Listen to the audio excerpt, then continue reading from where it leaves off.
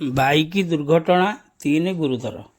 Khandapada block ଅଧୀନ ସିଂଘାପଡ଼ା ପଞ୍ଚାୟତ ନିକଟସ୍ଥ ଚୁଡ଼ାଖାଇ ଛକଠାରେ ଏକ ବାଇକ୍ ଦୁର୍ଘଟଣାଗ୍ରସ୍ତ ହୋଇଥିବା ଜଣାପଡ଼ିଛି। ଘଟଣାରୁ ପ୍ରକାଶ, ସ୍ଥାନୀୟ ପୁରୁଣା ଗଡ଼ିଆସାହି ଅଞ୍ଚଳର 3 ଜଣ ଯୁବକ ଏକ ବାଇକ୍ ଯୋଗେ ଖଳିସାହି ଅଭିମୁଖେ ଯାଉଥିବା ବେଳେ ବାଇକ୍ଟି ଦୁର୍ଘଟଣାଗ୍ରସ୍ତ ହୋଇଥିଲା।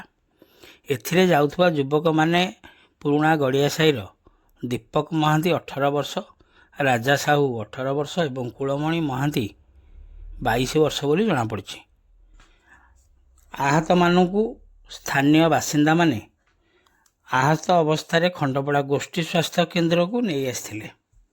ସେଠାରେ ସେମାନଙ୍କର ପ୍ରାଥମିକ ଚିକିତ୍ସା କରାଯାଇଥିଲା। ଦୀପକ ମହାନ୍ତି ଆହତ ହୋଇ ଖଣ୍ଡପଡ଼ା ମେଡ଼ିକାଲରେ ଚିକିତ୍ସିତ ହେଉଥିବା ବେଳେ ରାଜା ସାହୁ ଏବଂ କୁଳମଣି ମହାନ୍ତି ଗୁରୁତର ଆହତ ହୋଇ ସେମାନଙ୍କର ଗୋଡ଼ ହାତ ଭାଙ୍ଗି ଯାଇଥିବା ଜଣାପଡ଼ିଛି। ଏହି ଘଟଣା ବିଷୟରେ ଜାଣିବା ପରେ ଆହତ ଯୁବକମାନଙ୍କର ନିଜ ପରିବାର ଲୋକ ଓ ଚିହ୍ନା ପରିଚିତ ଲୋକମାନେ ଖଣ୍ଡପଡ଼ା ଗୋଷ୍ଠୀ ସ୍ୱାସ୍ଥ୍ୟ କେନ୍ଦ୍ରରେ ପହଞ୍ଚନ୍ତି।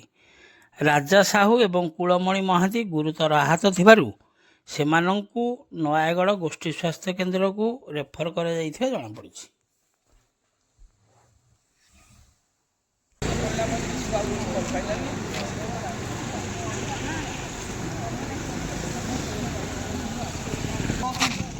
ଜୀବନରେ ପରେ ମାନେ କାହିଁକି ଏଇଭଳିଆ ସିଚୁଏସନ୍ ଭଲ ଅଛି ନା ଆଗେ ଭଲ ଅଛି।